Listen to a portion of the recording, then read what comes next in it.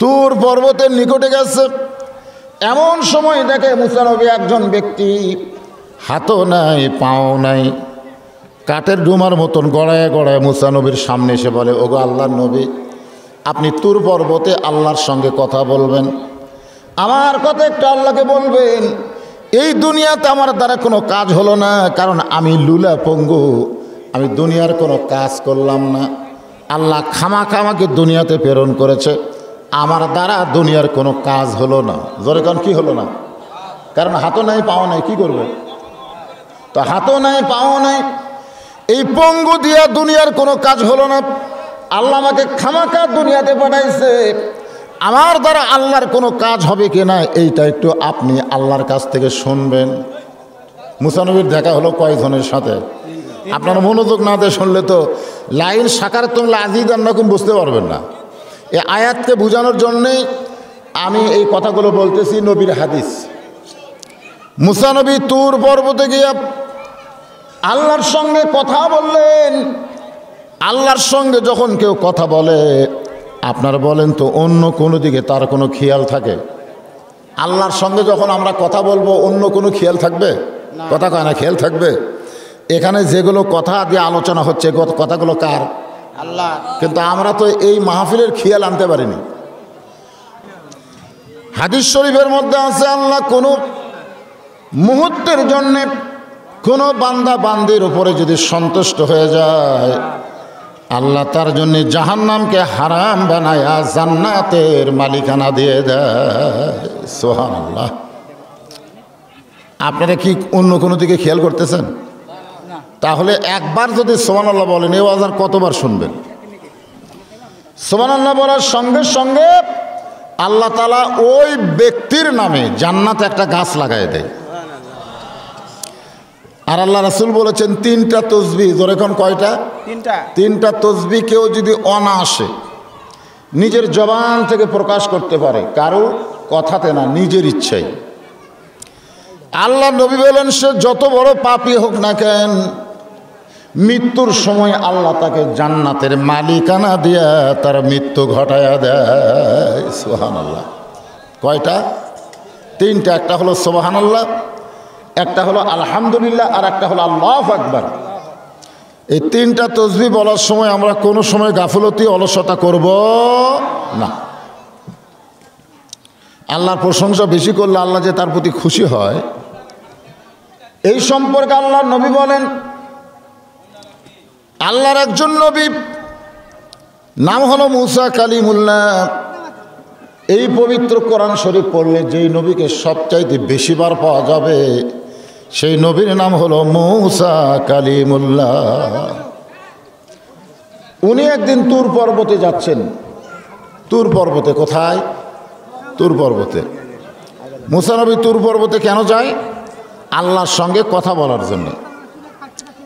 আল্লাহ নবী বলেন, মুসা নবী তুর পর্বতে গেলে আল্লাহ যেমন মুসার প্রতি খুশি হয়ে যায়, আমার উম্মতেরা দৈনিক 5 বার যখন মসজিদে যায়, এর চাইতে আল্লাহ বেশি খুশি হইয়া যায়। আমাদের কাছে তুর পাহাড় নাই, কিন্তু মসজিদ আছে না নাই? যেরকম আছে না নাই? এই দামকুড়ি আতখোলার সমস্ত পুরুষদেরকে আমি অনুরোধ করব, সারা জীবন ওয়াজ শুনে কাম হবে না। আল্লাহর হুকুম 5 ওয়াক্ত নামাজ মসজিদ আদায় করা লাগবে, ঠিক কিনা বলেন? আমরা মাগরিবের সময় তো দেখলাম সব বাহিরের লোক, গ্রামের লোকেরা তো আপনারা মাগরিবের জামাতে অংশগ্রহণ করলেন না। তো মাহফিল করবেন প্রতি বছর, মসজিদে নামাজ হবে না, এটা তো ঠিক না। এজন্য আমরা সকলে নিয়ত করব, আল্লাহ যেন 5 ওয়াক্ত নামাজ, কয় ওয়াক্ত? 5 ওয়াক্ত ফরজ নামাজ মসজিদে জামাতের সঙ্গে আল্লাহ যেন আদায় করার তৌফিক দান করে। সকলে বলে আল্লাহুম্মা আমিন। মুসা নবী তুর পর্বতে যাওয়ার সময় দেখে এক আল্লাহর বান্দা রাস্তায় দাঁড়ায় দাঁড়ায় কাঁদতেছে, রাস্তায় দাঁড়িয়ে কাঁদতেছে। মুসা নবী বললেন, তুমি রাস্তায় দাঁড়িয়ে কান্নার কারণ কি? লোকটা বলতেছে, ওগো আল্লাহর নবী মুসা, আপনি তুর পর্বতে যাচ্ছেন, আমার কথা একটু আল্লাহকে বলবেন। আল্লাহ আমাকে এত সম্পদ দান করেছে, এই সম্পদের কারণে আমি আল্লাহর ইবাদত ঠিক মতো করতে পারি না। আপনি যখন আল্লাহর কাছে যাবেন আমার কথা একটু আল্লাহকে বলবেন, আল্লাহ যেন আমার সম্পদ কমায়া দেয়। সম্পদ বেশি হওয়া লক্ষণ ভালো? আপনাকে কি মনে হয়? লোকটা বলতেছে মুসা নবীকে, আপনি যখন আল্লাহর কাছে কথা বলবেন তুর পর্বতে গিয়ে, আল্লাহকে আপনি বলবেন আল্লাহ যেন আমার সম্পদ কমায় দেয়। এত সম্পদ হয়েছে যে সম্পদের মায়ায় পড়ে আমি আল্লাহর ইবাদত ঠিক মতো করতে পারি না। আল্লাহ কোরআনে বলেন, ইন্নামা আমওয়ালুকুম ওয়া আওলাদুকুম ফিতনা, সম্পদ আর সন্তান হলো তোমাদের বিপদের কারণ। এটা আল্লাহ পবিত্র কালামুল্লাহ শরীফে বলেছেন। সম্পদ আর কি? সন্তান। সম্পদ আর সন্তান হলো বিপদের কারণ। অধিকাংশ মানুষ এই দুইটা বিষয়ে বিপদে পড়বে। একটা হলো সম্পদ আর একটা হলো সন্তান।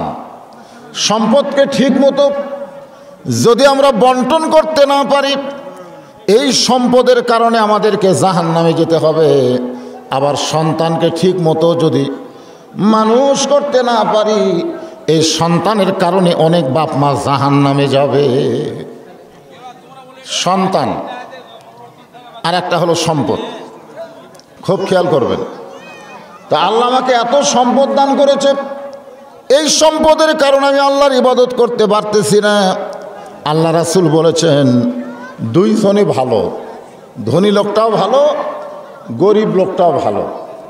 এই দুই ভালো যদি একসঙ্গে জান্নাতে রওনা দেয়, তাহলে ধনী ভালোর চাইতে গরিব ভালো 500 বছর আগে জান্নাতে যাবে। ধরে কোন সুবহানাল্লাহ।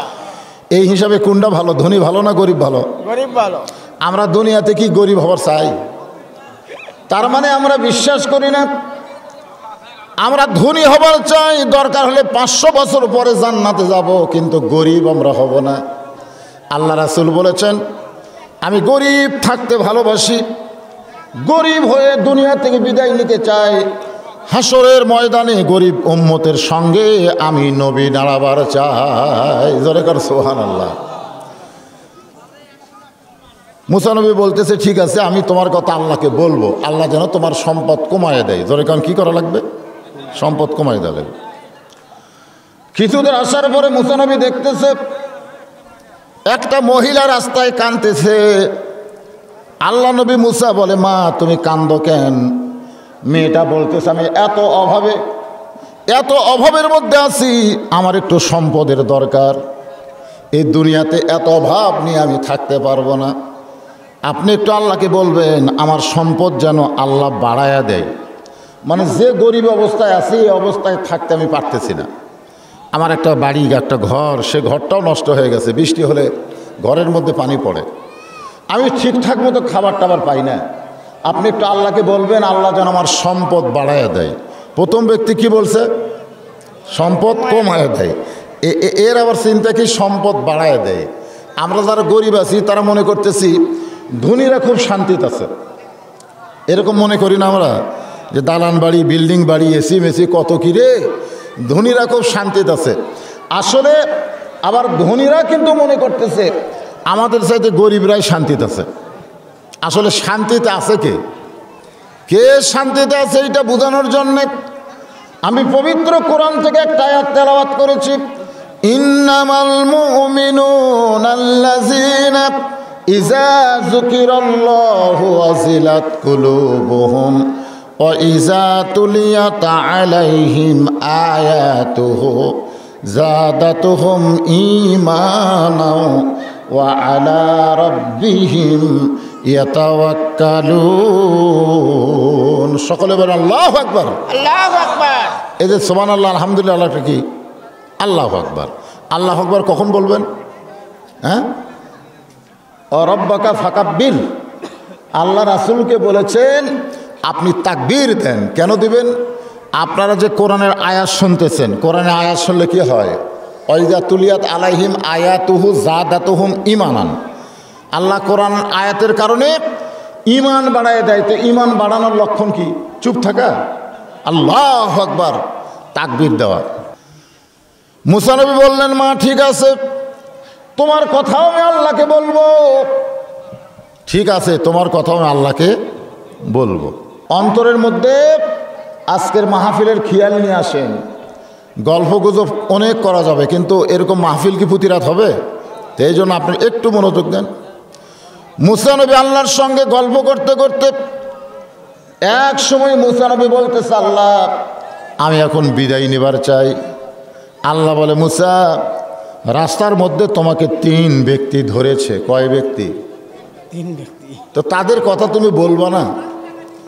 সঙ্গে সঙ্গে মুসা চোখের পানি বের করে আফসোস করে বলতেছে, আল্লাহ আমার মনেই নাই, মানে যে 3টা ব্যক্তি আমাকে ধরছে আপনার সঙ্গে কিছু বলার জন্য, তাদের কথা আমার কি নাই। এখান থেকে কি প্রমাণ হলো?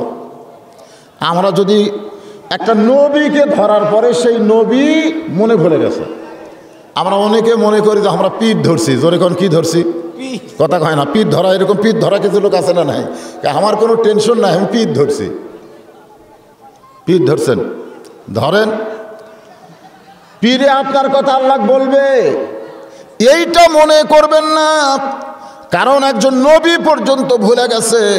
তাহলে আল্লাহ কোরআনে বলেন, ইয়া আইয়ুহান নাসু তাকু রাব্বাকুম ওয়াখশাউ ইয়াওমান লা ইয়াজি ওয়ালিদুন আন ওয়ালাদিহি ওয়া মাওলুদুন আন ওয়ালিদিহি শাইয়্যা। মানুষ, তোমরা সেই দিনের কথা স্মরণ করো। সেই দিন মানে কোন শুরু করবেন? সেদিন সন্তান তার পিতাকে চিনবে না, পিতা তার সন্তানকে চিনবে না, মা তার সন্তানকে চিনবে না, সন্তান তার মাকে চিনবে না। সেদিন সবাই সবাইকে ভুলে যাবে, কেউ কারো কথা খেয়াল রাখবে, কেউ কারো কথা খেয়াল রাখবে না। সবাই খালি চিন্তা করবে আমার কি হবে, আমার কি হবে। মুসা বলতেছে, আল্লাহ প্রথম ব্যক্তি বলেছে আমার সম্পদ বেশি হওয়ার কারণে আমি আল্লাহর ইবাদত করতে পারতেছি না, আল্লাহ যেন আমার সম্পদ কমাইয়া দেয়। দ্বিতীয় মহিলা বলেছে তাকে তুমি কিছু দেয়নি, অহমের মধ্যে রাখছো, তার সম্পদ তুমি একটু বাড়াইয়া দিও। আরেকার পাহাড়ের কাছে যে পঙ্গুটা বলতেছে দুনিয়াতে কোনো কাম কাজ তার দ্বারা হয় নাই, তাকে তুমি খামাকা সৃষ্টি করেছ, তার দ্বারা কি দুনিয়ার কোনো কাজ কাম হবে না? আল্লাহ বলে, মুসা প্রথম ব্যক্তিকে বলব সে যেন না শুকরি বান্দা হয়, সে যেন আমার শুকর গুজার না করে। যতগুলো সম্পদ আছে এখন থেকে যেন বলে সম্পদের মালিক আমি। এখন থেকে যদি বলে সম্পদের মালিক আমি, তাহলে তার সম্পদ কমে যাবে। আপনারা বলেন তো সম্পদের মালিককে? আরও জোরে। কিন্তু আমরা যখন বলি এটা আমার, এই পুকুর আমার, এই জমি আমার, এই বাড়ি আমার, এরকম বলি কি বলি না? এরকম যখনই বলবেন তখন দেখবেন আস্তে আস্তে আস্তে আস্তে আল্লাহ আপনার সম্পদ ছিনিয়ে নেবে। আপনার হয়তো কোনো মতে চলবে, আপনার ছেলে নাতি পুত্র সময় দেখবেন তারা ফকির হয়ে যাবে। এরকম বহু মানুষকে আমরা দেখিনি। দাদার অবস্থায় দাদার বিশাল সম্পদ ছিল, বাপের সময় একটু কম, নাতির সময় আর নাই। সম্পদের দাবি নিজের করলে তাদের কাছ থেকে আল্লাহ সম্পদ ছিনিয়ে নেয়। এই কারণে আল্লাহ বলে, মুসা লোকটাকে বলো সে যেন না শুকরি বান্দা হয়, মহিলাকে বলবে সে যেন আমার বেশি বেশি শুকুর আদায় করে, আর এই পঙ্গুকে বলবে তাকে আমি খামাকা সৃষ্টি করে নাই, তাকে দিয়ে আমি জাহান্নামের ছিদ্র বন্ধ করব। জাহান্নামের ছিদ্র জোরে কোন কিসের? আমি দুনিয়াতে তাকে লুলা পঙ্গু করছি, দুনিয়ার কোনো কাজ করে লইনি, তাই বলি তাই খামাখা আমি তাকে দিয়ে জাহান্নামের ছিদ্র বন্ধ করতে চাই। মুসা নবী বলতেছে, আল্লাহ 2 জনকে বলা যাবে, কিন্তু এই পঙ্গুর এই খবর আমি কেমনে দিব? কারণ দুনিয়ার জীবনে তার কোনো শান্তি হলো না, মরার পরে তাকে দিয়ে যদি জাহান্নামের ছিদ্র বন্ধ করো, এই কঠিন খবর আমি তাকে কেমনে দিব? আল্লাহ বলে, মুসা রে, আমি হলাম খবর তৈরিকারী, আর তুমি হইলা খবর সরবরাহকারী। জোরে কান সুবহানাল্লাহ। এই যে কোরআন শরীফে এই খবর কার? জোরে কান। আল্লাহ কোনোদিন আমাদেরকে খবর দিছে? আল্লাহ কিন্তু নিজে দেয়নি, এলা বক্তারা, আলেমেরা, নবীরা আপনাদের সামনে এই কোরআনের খবর দিচ্ছে। এই জন্য কোরআনকে বলা হয় খবরে ওয়াহেদ। দুনিয়ার সমস্ত খবরের মধ্যে ভেজাল থাকতে পারে, কিন্তু আল্লাহর কোরআনের খবরে কোনো ভেজাল, কোনো ধোঁকা, কোনো গোজামিল। এই যে আপনারা নাই নাই করলেন, আর যারা করলেন না জবান বন্ধ করে রাখলেন, ফেরেশতা বলল, আল্লাহ যারা নাই নাই নাই নাই করলো এদের রেজাল্ট কি? আল্লাহ বলতেছে, এদের জীবন থেকে আমি জাহান্নামকেও নাই করে দিলাম। জোরে কান সুবহানাল্লাহ। তাহলে নাই বলাটা কি ভালো হলো না খারাপ হলো? জালিকাল কিতাবু লা রাইবা ফি হুদাল লিল মুত্তাকিন। এই কিতাবের মধ্যে কোনো গোঁজামিল নাই, সন্দেহ নাই, কোনো ধোঁকা নাই। এখন মুসা নবী আসার সময় সর্বপ্রথম দেখা হয়েছে পঙ্গুর সাথে। জোরে কান, কার সাথে? পঙ্গুর সাথে দেখা। পঙ্গু বলে, ওগো নবী, আপনি কি আমার কথা আল্লাহকে বলছেন? মুসা নবী বলতেছে, আল্লাহ যেই খবর দিল এই খবরটা তোমার সামনে কেমনে বলবো? পঙ্গু বলে, আল্লাহর খবর যেটাই হবে সেটাই মঙ্গল। জোরে কান সুবহানাল্লাহ। আমরা বিশ্বাস করি আল্লাহর পক্ষ থেকে যা হয় সেটা কি গজব না রহমত? আল্লাহর পক্ষ থেকে যেটা সেটা অনেক ক্ষেত্রে গজব হয়, কিন্তু এই গজবটা আমাদেরকে শিক্ষা দেওয়ার জন্যে পরোক্ষভাবে চিন্তা করলে ওটাও আল্লাহর তরফ থেকে রহমত হয়। কারণ গজব আসার পরে মানুষের শিক্ষা হয় কি হয় না? দরকার হয় কি হয় না? তো এখন পঙ্গু বলতেছে, আমার খবর কি? মুসা নবী বলতেছে, তোমার খবর হলো দুনিয়াতে তোমাকে আল্লাহ কোনো কাজ করে নেয় নাই, কিন্তু মৃত্যুর পরে আল্লাহ তোমাকে দিয়ে জাহান্নামের একটা ছিদ্র বন্ধ করবে। যেই বলছে তোমাকে দিয়ে আল্লাহ জাহান্নামের ছিদ্র বন্ধ করবে, সঙ্গে সঙ্গে পঙ্গু কয় আলহামদুলিল্লাহ। মুসা বলতেছে, এই পাগলা, খেয়াল করে শুনছো? আল্লাহ তোমাকে দিয়ে জাহান্নামের ছিদ্র বন্ধ করবে, তুমি আল্লাহর শুকর আদায় করলা কেমনে? পঙ্গু বলতেছে, আমি এতদিন মনে করতেছিলাম আমার কোনো দামই নেই, কিন্তু এখন থেকে বুঝতে পারলাম আমারও দরকার আছে। জাহান্নামের একটা ছিদ্র যদি আমি পঙ্গুকে দিয়ে আল্লাহ বন্ধ করে তাহলে বুঝবো আমারও দাম আছে। মুসা নবী বলে, তুই পাগলা, তোর সঙ্গে কথা বলে লাভ নাই। কিছু দূর যাওয়ার পরে আল্লাহ বলে, মুসা তাকাও। মুসা তাকায় দেখে ওই পঙ্গু আর পঙ্গু নাই, পঙ্গুকে আল্লাহ সুদর্শন যুবক বানায়া দিছে। মুসা বলতেছে, আল্লাহ এই পঙ্গুরে তুমি সুদর্শন যুবক কেন বানাইলা? আল্লাহ বলতেছে আলহামদুলিল্লাহ বলার সঙ্গে সঙ্গে আমি আল্লাহর মহব্বতের দরিয়ায় জোশ লেগেছে, আর জোশ লাগার কারণে ওর নামে জাহান্নামকে বাতিল করে দিয়া পরে জান্নাতের মালিক বানায়া আমি সুন্দর বানায়া দিলাম। আল্লাহর প্রশংসা যত করব আসলে লাভ কিন্তু আল্লাহর না। আমরা কোনো চেয়ারম্যানের প্রশংসা করলে চেয়ারম্যানের লাভ হবে, বক্তার প্রশংসা করলে বক্তার লাভ হবে, কিন্তু আল্লাহর প্রশংসা করলে আমার আল্লাহর কোনো লাভ নাই, বরং যারা প্রশংসা করবে তারাই লাভবান হবে। সুবহানাল্লাহ খান।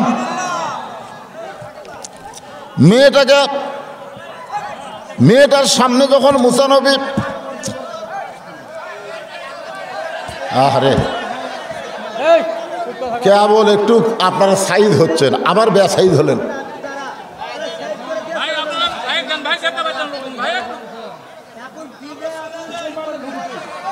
লা ইলাহা ইল্লাল্লাহ। এই যারা আসতেছেন পরে সবাই সুন্দর হয়ে বসবেন, আসার পরে আপনাদের দায়িত্ব হলো বসে যান। লা ইলাহা ইল্লাল্লাহ, লা ইলাহা ইল্লাল্লাহ, লা ইলাহা ইল্লাল্লাহ মুহাম্মাদুর রাসূলুল্লাহ সাল্লাল্লাহু আলাইহি ওয়াসাল্লাম। এবার ওই মেয়েটার সঙ্গে মুসা নবীর দেখা। মেয়েটা বলতেছে, ও আল্লাহর নবী, আমার কথা কি আপনি আল্লাহরে কইছিলেন? বলে, হ্যাঁ কইছি। তুমি আল্লাহর বেশি বেশি শুকুর করো, তুমি যত আল্লাহর শুকুর করবা, লা ইন শাকারতুম লা আযীদান্নাকুম, আল্লাহ তত তোমার প্রতি খুশি হয়ে যাবে। মেয়ে মানুষ তো চিল্লায় বলতেছে, আমার ঠেকা পড়ছে, আমার বাড়ি ঘর ভাঙ্গা, সবসময় না খেয়ে থাকি, আবার এরপরে আল্লাহ শুকুর আদায় করবো আমি। মুসা বলতেছে, তোমার যা ইচ্ছা তাই করো। এই বলে মুসা নবী কিছু যাওয়ার পরে আল্লাহ বলে, তাকায় দেখো। মুসা নবী তাকায় দেখে ওই মেয়েটার যে ভাঙ্গা বাড়ি ছিল, হঠাৎ একটা ঝড় এসে সেই বাড়িটাও পর্যন্ত ভেঙে দিয়ে গেল, উড়ে চলে গেল। প্রথম ব্যক্তির কাছে মুসা নবী, ব্যক্তিটা বলে, আল্লাহর নবী, আমার কথা কি আপনি আল্লাহরে কইছেন? মুসা নবী বলতেছে, তুমি যদি তোমার সম্পদ কমাবার চাও তাহলে না শুকরি বান্দা হও। না শুকরি মানে আজ থেকে তুমি আল্লাহর শুকর করা বাদ দাও।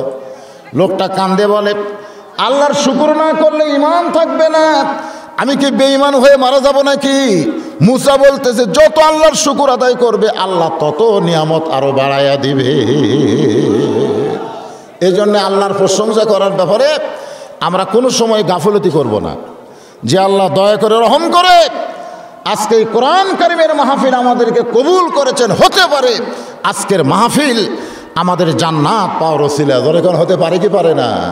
আল্লাহ বলেছেন ওয়াবতাকু ইলাইহি ওয়াসিলা, তোমরা ওসিলা তালাশ করো, যে কোনো ওসিলাই আল্লাহ বান্দা বান্দীদেরকে মাফ করে দিবে। এখন আসেন যে আয়াতে কারিমা আপনাদের সামনে তেলাওয়াত করেছি, আল্লাহ বলতেছেন ইন্নামাল মুমিনুনা আল্লাযীনা, মুমিন কারা? পাইকারি হারে সকলেই মুমিনের দাবি করলে তারা কিন্তু মুমিন হবে না। এখানে কারা মুমিন তাদের সম্পর্কে আল্লাহ মুমিনের তিনটা বৈশিষ্ট্যের কথা বলতেছেন। জোরে কোন কয়টা? তিনটা বৈশিষ্ট্য। এই তিনটা বৈশিষ্ট্য মুমিনদের মধ্যে থাকতে হবে, তাছাড়া মুমিন হওয়া যাবে না। এখন যদি আপনারা বলেন হুজুর মুমিন কারে কয়? মা হুয়াল মুমিন, মুমিন কি?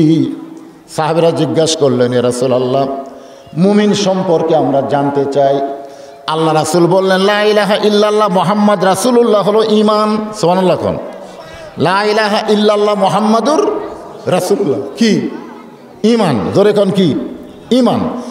কিন্তু মুমিন যদি হবার চাও তাসদিক বিল জানান, ওই কলেমাটা যেটা তুমি জবানে উচ্চারণ করলা ওই কলেমাটা তোমার কলিজার মধ্যে জায়গা করে দাও। যদি মুমিন হবার চাও, যদি মুমিন হবার চাও আমল বিল আরকান, তুমি যে কলেমা উচ্চারণ করলা ওই কলেমা অনুযায়ী তোমাকে আমল করা লাগবে।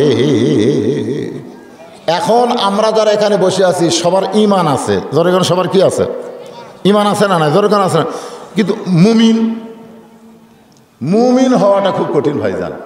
এই জন্য আল্লাহ কোরআনে বলেন অমিনান নাসি মান ইয়াকুলু আমান্না বিল্লাহি ওয়া বিল ইয়াউমিল আখিরি ওয়া মা হুম বিমুমিনিন। তারা কখনোই মুমিন হতে পারবে না।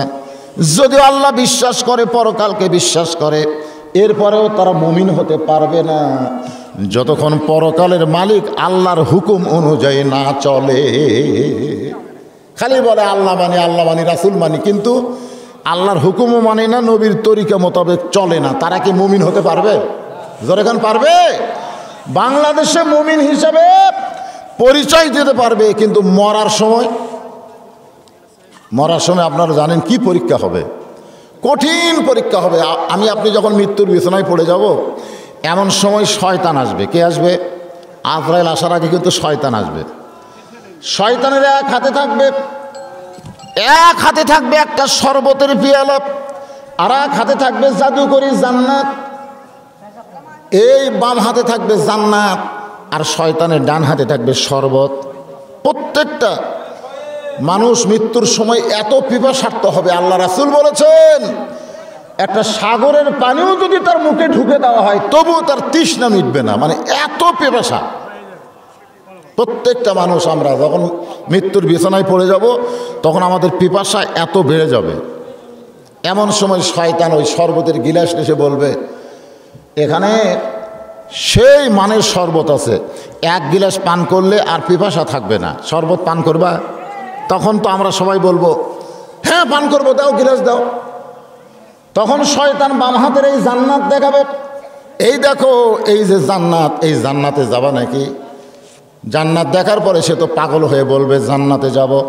শয়তান বলবে শরবত যদি পান করতে চাও, জান্নাতে যদি যাবার চাও তাহলে আমাকে একবার আল্লাহ কও। একবার কি কও? তো এখন আমাদের অবস্থাটা কি চিন্তা করেন? নামাজ পড়ি না, রোজা করি না, খালি লা ইলাহা ইল্লাল্লাহ মুহাম্মাদুর রাসূলুল্লাহ, যে একবার কয়ে থুসি আর ওর কোনো আমল নেই। তো এখন এই কঠিন মুহূর্তে কঠিন পিপাসা নিয়ে বলবে ভাই শরবত পান করতে চাই, জান্নাতে যাবার চাই। শয়তান বলতেছে কোনো আপত্তি নাই, খালি একবার আল্লাহ কও। শতকরা 90% মুসলমান ওই শয়তানকে আল্লাহ বলে বেঈমান হয়ে মারা যাবে। শতকরা কত ভাগ? কথা কয় না, কত ভাগ? 90% মুসলমান আমরা যারা শয়তানক মরার সময় আল্লাহ কয়া, ওটা তো শয়তানের শরবত না, শয়তানের মুত, শয়তানের পেশাব খাইয়া আর ওই যে জান্নাত দেখতেছেন, আল্লাহ ছাড়া কারো জান্নাত আছে? কতক্ষণ জান্নাত আছে? আল্লাহ কোরআনে বলেন, ফাদখুলি ফি ইবাদি ওয়াদখুলি জান্নাতি। তুমি যদি আল্লাহর জান্নাতে যাবার চাও তাহলে আল্লাহর বান্দা হও, আল্লাহর বান্দা হও। আল্লাহর বান্দা হতে গেলে কি করা লাগবে? আল্লাহর গোলামি করতে হবে। আল্লাহর গোলামি যদি আমরা সুন্দরভাবে করতে চাই তাহলে আমাদের ইমানের দরকার আছে না নাই? যেরকম আছে না নাই? হ্যাঁ, ইমানটা ইয়াকিনের পর্যায়ে নিয়ে যাওয়া লাগবে। আমি একটা যুক্তি দিলে আপনারা বুঝবেন যে ফজরের আজানের সময় মুয়াজ্জিন যে আজান দেয়, আপনার বলেন তো এই আজান কি মুয়াজ্জিনের না আল্লাহর? এই আজানের মধ্যে কিন্তু মুয়াজ্জিন বলতেছে আসসালাতু খায়রুম মিনান নাওম, ঘুম থেকে নামাজ অতি উত্তম। আমরা সমস্ত মুসলমান মুয়াজ্জিন আজানকে বিশ্বাস করি, কিন্তু ঘুম থেকে চেতন পাই না, ওযু করে মসজিদে আসি না। আপনারা বলেন তো মুয়াজ্জিন যে আজান দিয়েছে, আজানটা কার? জোরে কান কার? তাহলে আল্লাহর আজান মুয়াজ্জিন দিচ্ছে, এরপরেও আমরা ঘর থেকে বের হয়ে মসজিদে আসি না। কিন্তু গভীর রাত্রে আপনাদের এই দামকুড়িতে কোনো একটা ব্যক্তি যদি বলে চোর চোর চোর, চোর চোর চোর, এই চোর চোর করে চিৎকার দেয়, আপনারা বলেন তো ঘরত থাকেন না বার হন? এই জোরে কান, বার হন না ঘরত থাকেন? তাহলে একজন লোক মিথ্যা বলতে পারে, সে লোকটা এলাকার ভালো লোক না, তারপরে চোর চোর শব্দ শুনে আপনি যেইভাবে বের হন, মুয়াজ্জিনের আজান শোনার পরে সেইভাবে কেন বের হলেন না? কেন বের হলেন না? কারণ মুয়াজ্জিনের আজানের প্রতি আপনাদের ঈমান আছে। আর যে লোকটা চোর চোর বলেছে তার কথার প্রতি আপনাদের দৃঢ় বিশ্বাস আছে। আল্লাহ বলেছেন ঈমানের পর্যায়ে যদি তুমি থাকো তাহলে মরার সময় মুমিন হয়ে মরতে পারবা না। তোমার এই ঈমানটা ইয়াকিনের পর্যায়ে নিয়ে আসতে হবে। আর ইয়াকিনের পর্যায়ে ঈমান যখন আসে তখন মানুষ দরকার হলে গোটা দুনিয়া ছাড়বে, কিন্তু আল্লাহ রাসূল ছাড়বে। এরকম ইয়াকিন নিয়ে আপনাদের সামনে ইন্নামাল মুমিনুনা আল্লাযীনা ইযা যুকিরাল্লাহু ওয়াজিলাত কুলুবুহুম, যখন আল্লাহর জিকির করা হবে সবচাইতে উত্তম জিকির হলো লা ইলাহা ইল্লাল্লাহু মুহাম্মাদুর রাসূলুল্লাহ ওয়াজিলাত কুলুবুহুম, তখন তোমার অন্তরের মধ্যে কম্পন সৃষ্টি হবে। এইটা বুঝাইতে গিয়া আকায়েদের কিতাব থেকে আমি তিনজন মুসলমানের ঘটনা আপনাদের সামনে উপস্থাপন করতেছি। রোম সম্রাট কাইসার, রোমের যে সম্রাট ছিল তার নাম হলো কাইসার। জোরে বলেন নাম কি? কাইসার হলো খ্রিস্টান। ওই দেশের রোমের যত জনগণ সবাই হলো খ্রিস্টান। ওই খ্রিস্টানদের মধ্যে তিনজন মুসলমানকে গ্রেফতার করে নিয়ে যাওয়া হয়েছে। কয়জন মুসলমান? তিনজন মুসলমানকে গ্রেফতার করে রোম সম্রাট কাইসারের দরবারে নিয়ে যাওয়া হয়েছে। নিয়ে যাওয়ার পরে রোম সম্রাট কাইসার বলতেছে এরা কারা? রোমের সৈন্যগুলো বলতে যাবো না, এরা তিনজন হলো মুসলমান। রোম সম্রাট কাইসার বললেন এরা তিনজন যে মুসলমান তোমরা কেমনে বুঝলা? খ্রিস্টান সৈন্যরা বলতেছে মুসলমানকে দেখেই চেনা যায়। সুবহানাল্লাহ খান, কোন জাতকে দেখে চেনা যায়? কথা কয় না, কোন জাত? মুসলমানের চেহারা দেখলেই কিন্তু চেনা যায়। আমাদের বর্তমানে বাংলাদেশে মুসলমান চেনা খুব কঠিন। আপনারা বলেন তো, মুসলমানের চেহারা দেখলে মুসলমানকে চেনা যাবে। এখন যদি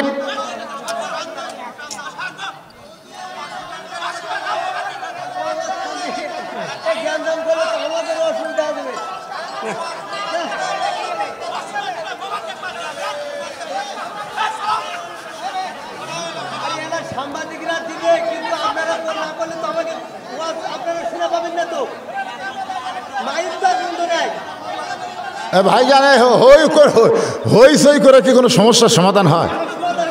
আপনারা কি বলতেছেন সেটা একজন বলেন।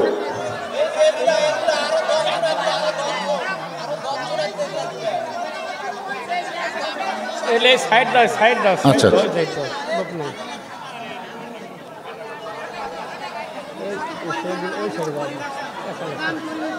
আসলে জায়গা যেভাবে আপনারা বসে আছেন এগুলো দিলে এই সাইডের শ্রোতা করে ঘামও দেখবার পাচ্ছি না, আপনারা একটু সমস্যা হচ্ছে। হ্যাঁ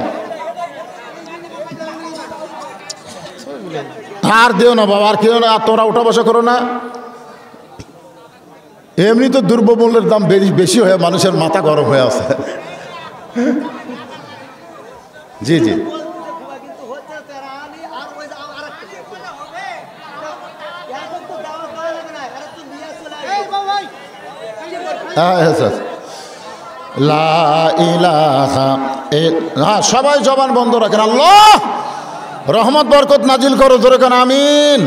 লা ইলাহা ইল্লাল্লাহ, লা ইলাহা, লা ইলাহা ইল্লাল্লাহ মুহাম্মাদুর রাসূলুল্লাহ সাল্লাল্লাহু আলাইহি ওয়াসাল্লাম। কি বলতেছিলাম? মুসলমানের চেহারা দেখলে চেনা যাবে, জোরে কোন কি দেখলে? আর কথা কয় না। মুসলমানের পোশাক দেখলে চেনা যাবে, মুসলমানের চাল চলন দেখলে চেনা যাবে। মুসলমান এমন একটা জাত, গোটা পৃথিবীর মানুষ থেকে আল্লাহ তাদের আলাদা করেছে। সুবহানাল্লাহ কোন। এই জন্য আল্লাহ বলেন অমাইয়াবুদ। ভাই হয়েছে তো, চুপ করেন ভাইজান, শোনেন একটু চুপ করেন, সবাই জবান বন্ধ রাখেন, ইনশাল্লাহ সব কিছুর সমাধান হয়ে যায়, কোনো টেনশন নেই। আপনাকে আপ খোলা আরে দামকুড়িকে কয়জন মানুষ চিনবে? আর এই মিডিয়ার মাধ্যমে গোটা পৃথিবীর মানুষ, গোটা পৃথিবী। হ্যাঁ, আপনাকে এই গ্রামটা, এই তোমরা গ্রামের নাম দিও মাহফিলের পিছনে, হ্যাঁ এইটা আবার সেট করে দিয়ে দিও। হ্যাঁ, আপনাকে আতখোলা, এই যে দামকুড়ি, গোটা বিশ্ব পৃথিবীর যত দেশে বাংলাদেশের আছে সমস্ত বাংলাদেশিরা লাইভে আপনাকে ওয়াজ শুনতেছে। সুবহানাল্লাহ। হ্যাঁ, এই জন্য একটু হয়েছে খুব। হ্যাঁ, আর দিও না, আর কোনো ঠেঙ্গে খাড়া করবে না, লোকজন গরম হয়ে গেছে। হ্যাঁ, এখনো শুনুন যা হয়েছে, এই ছোট্ট একটা মাহফিলে এত ঠেঙ্গে লিয়ারা হাজির হয়েছে। হ্যাঁ, একটু মহব্বত নিয়ে সকলে দরুদ পড়েন। আল্লাহুম্মা সাল্লি আলা সাইয়্যিদিনা মাওলানা মুহাম্মদ ওয়া আলা আলি সাইয়্যিদিনা শাফিআনা। আল্লাহ কোরআনে বলেন অমাইয়াবতাগি গায়রাল ইসলাম দীনান ফালাই ইউকবালা মিনহু। ইসলাম ছাড়া, এই শোনেন, আপনাদের জন্য আমাদের জন্য আল্লাহ কত খুশি জানেন? আল্লাহ বলতেছেন ইসলাম ছাড়া অন্য কোনো ধর্ম কেউ যদি গ্রহণ করে, লা ইউকবালা মিনহু, সেইটা কখনো কবুল করা হবে না। আল্লাহর কাছে একমাত্র কবুলযোগ্য ধর্মের নাম কি? হ্যাঁ, আপনি বলেন তো, পুলিশ, আর্মি, বিডিআর, চৌকিদার, আপনারা কি দিয়েছেন? কথা কয় না, পোশাক দিয়েছেন না? তাহলে আর্মি, পুলিশ, বিডিআর, চৌকিদার যদি আমরা পোশাক দিয়েছিনি, তাহলে পোশাক দিয়ে মুসলমানও চেনা যাবে না? মুসলমান আলাদা কিন্তু একটা পোশাক আছে, ইউনিফর্মের নাম হলো আলাদা ইউনিফর্ম আছে। আমরা তো একেবারে আল জাবলা হয়ে গেছি, আল জাবলা, মানে যার যেটা পাচ্ছি সেটাই আমরা গ্রহণ করতেছি, অথচ যার যেটা পাবো সেটা গ্রহণ করা যাবে না। মুসলমানকে গ্রহণ করতে হবে। লাকাদ কানা লাকুম ফি রাসূলিল্লাহি উসওয়াতুন হাসানাহ। যদি তোমরা সফলতা অর্জন করতে চাও, তাহলে দুনিয়ার সবগুলোকে ত্যাগ করে দিয়া মুহাম্মদ সাল্লাল্লাহু আলাইহি সাল্লামকে তোমাদের আদর্শ হিসাবে গ্রহণ করে নাও। হুকুম কার? রোম সম্রাট কাইসার বলতেছে, এই তিনজন যে মুসলমান তোমরা কেমনে বুঝলে? সৈন্যগুলো বলতে, জাফনাইদের চাল চলন দেখি আমরা বুঝতে পেরেছি। রোম সম্রাট কাইসার বললেন, আমরা হলো খ্রিস্টান, এরা হলো মুসলমান। আল্লাহ রাসূল বলেছেন, মুসলমানের সবচাইতে বড় শত্রু হলো ইহুদি, দ্বিতীয় শত্রুর নাম হলো খ্রিস্টান, আর 3 নম্বর শত্রু হলো মুশরিক। মুসলমানের 1 নম্বর শত্রুর নাম কি? ইহুদি। খেয়াল করবেন, 1 নম্বর শত্রুর নাম কি? ইহুদি, আর 2 নম্বর খ্রিস্টান। বর্তমানে রাশিয়া ইউক্রেন যে যুদ্ধ লাগছে, রাশিয়া এবং ইউক্রেন যুদ্ধ লাগছে, আর 2-1 দিনের মধ্যেই রাশিয়া ইউক্রেনকে দখল করে ফেলবে। আমাদের বাংলাদেশের অনেক মুসলমান ইউক্রেনের পক্ষ নিয়ে কথা বলতেছে, ইউক্রেনের পক্ষে বলতে ছোট্ট একটা দেশকে রাশিয়া ধ্বংস করতেছে। কিন্তু আপনারা জানেন রাশিয়াও খ্রিস্টান, ইউক্রেনও খ্রিস্টান। এই খ্রিস্টানের কোনোদিন মুসলমানের পছন্দ পক্ষে হতে পারে না। এরা সব সময় মুসলমানের শত্রু, ধরে কোন কথা ঠিক কি না? সব সময়। ইউক্রেনের যিনি বর্তমানে প্রধানমন্ত্রী, উনি কিন্তু তালেবানের আফগানিস্তানে সে সরাসরি মুসলমানের বিরুদ্ধে যুদ্ধ করছে, মুসলমানের বিরুদ্ধে বম মারছে, মুসলমানকে হত্যা করছে। আজকে সেই ইউক্রেনের প্রধানমন্ত্রীকে যদি রাশিয়ার পুতিন মেরে ফেলে দেয়, আমাকে আফসোস করার দরকার আছে? আমরা বলবো ওরা খ্রিস্টানেরা লাগে লাগে সব শালা মরুক, জোরে কর কথা ঠিক না? ওরা মোরা পাউস হয়ে যাবে, মুসলমানকে আল্লাহ গোটা পৃথিবী দিয়ে দেবে। আল্লাহুম্মা আমিন। আল্লাহ কবুল করুক, জোরে কর আল্লাহুম্মা আমিন। এভাবেই তো লাগবে রে, ওরাই লাগবে, জোরে কর কথা ঠিক কি রে? আপনারা বলেন তো, যেদিন থেকে বিএনপিকে বর্তমান সরকার দাঁড়াবার দিচ্ছে না, সেদিন থেকে আওয়ামী লীগ গন্ডগোল লাগছে, ধরে কোন কথা ঠিক না? আমার কাহালুতে ইউনিয়ন পরিষদের নির্বাচনে আওয়ামী লীগের একজন নৌকা বাসে, আগেকার চেয়ারম্যানক নৌকা দেয়নি, মারামারি লাগে একজনক পিটাই মারিছে, পিটাই। এখন আর অন্য দলের দরকার হচ্ছে, কথা কর না কেন? ওরাই তো এই খ্রিস্টান ইহুদিরাই মারামারি করে মোরা পাউস হয়ে যাক, জোরে কোন কথা ঠিক কিনা? মাঝখানে আমাদের লাভ আছে না নাই? জোরে কোন আছে না নাই? হ্যাঁ, লাভ আছে তো।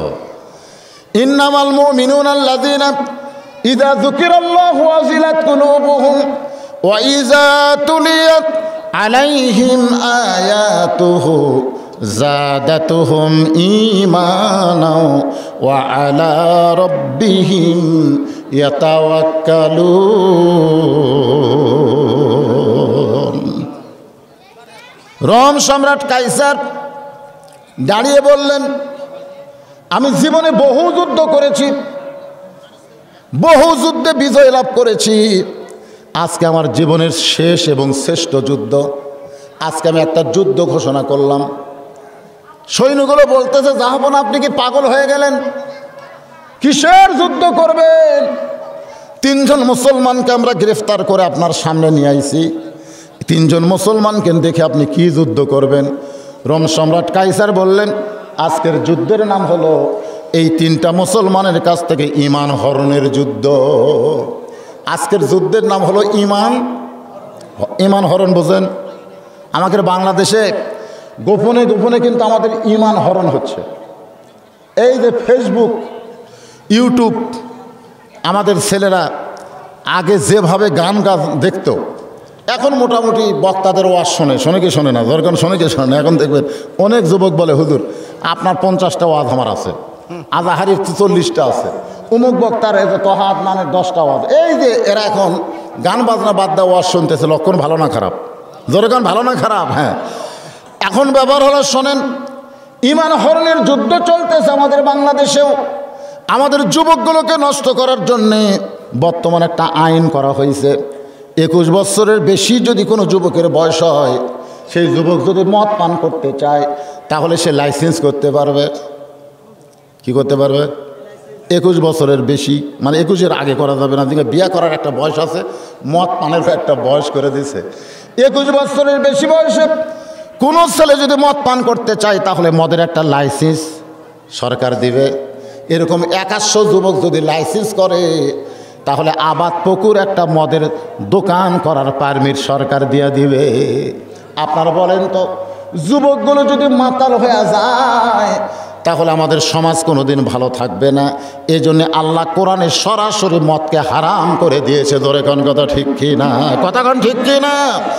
আল্লাহ বলেছে মদ হারাম, আর সরকারের পক্ষ থেকে যদি লাইসেন্স দেওয়া হয়, দরকার হলে আমরা জীবন দিব, কিন্তু বাংলার জমিনে কোনো হারাম প্রতিষ্ঠা করতে দিব। কথা কর না কেন? কথা কর না কেন? দিবেন দিবেন দিবেন দিবেন তো, কথা করছেন না?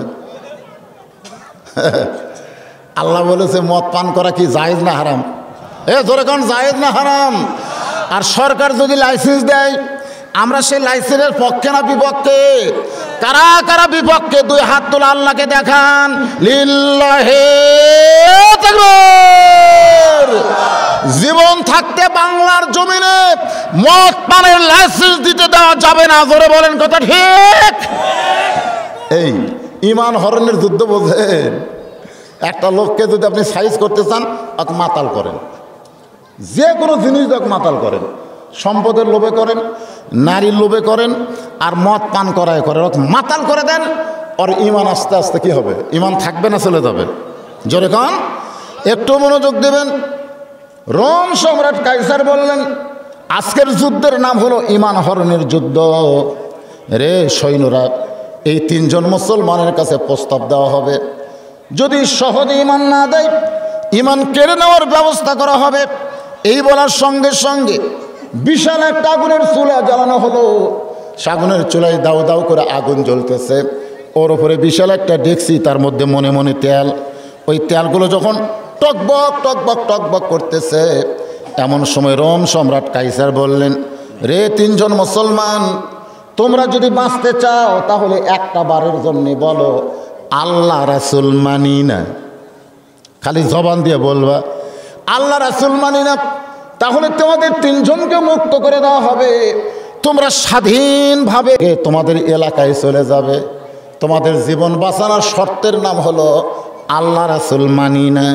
আপনার বলেন তো, ইন্নামাল মুমিনুনা আল্লাযীনা ইযা যুকিরাল্লাহু ওয়াজিলাত কুলুবুহুম, যার কলিজার মধ্যে কলেমার জায়গা করে দেওয়া হয়েছে, যেই কলেমার কারণে তার অন্তরটা সবসময় কম্পিত হয়, এমন মুমিনকে যদি বলে তোমার জীবন নেওয়া হবে, জীবন যদি বাঁচাতে চাও তাহলে আল্লাহ রাসূল মানি না বলতে হবে। আপনারা বলেন তো, আমাদের কাছে যারা আমরা কোরআনের মাহফিলে বসে আছি, আমাদের কাছে জীবনের দাম বেশি না ইমানের দাম বেশি? ইমানের দাম যারা বলতেছেন না, ফেরেশতারা বলতেছে আল্লাহ, যারা বলতেছেন ইমানের দাম বেশি, সঙ্গে সঙ্গে আপনার ডান কান্দের ফেরেশতা লিখে ফেলছে। ডান কান্দের ফেরেশতা কি লিখছে? আপনার পক্ষে লিখেছে। কিন্তু যারা বলতেছেন না, ফেরেশতা দুইজনে কলম খাড়া করে আছে। আল্লাহ কয় কি রে লিখিস না কেন? কয় এরা তো কথা বলে না, কি লিখবো? আল্লাহ বলতেছে বাম কান্দের ফেরেশতা লেখ। বাম কান্দের ফেরেশতা বলে আল্লাহ কিছুই বলেনি, লিখবো কি? আল্লাহ বলতেছে ও না বললে কি হবে, আমি বলে দিচ্ছি লেখ। বোবা শয়তান। কি শয়তান? তো যারা কথা বলতেছেন না, এদের ডান কান্দে লেখা পড়তেছে না বাম কান্দে? কথা কয় না, কথা কয় না। বাম কান্দে না ডান কান্দে? তাহলে কথা বলার দরকার আছে? তোমার দুই কান্দে দুই মুহুরিব লেখিতেছেন ডায়েরি, দুই কান্দে দুই মুহুরিব লেখিতেছেন ডায়েরি, দলিল দেখে রায় দিবে, টাকা পয়সার নাই কারবার। কিরামান কাতিবিনা ইয়ালামুনা মা তাফআলুন। আল্লাহু আকবার। সব কিছু লেখা হচ্ছে ভাইজান, সব কিছু।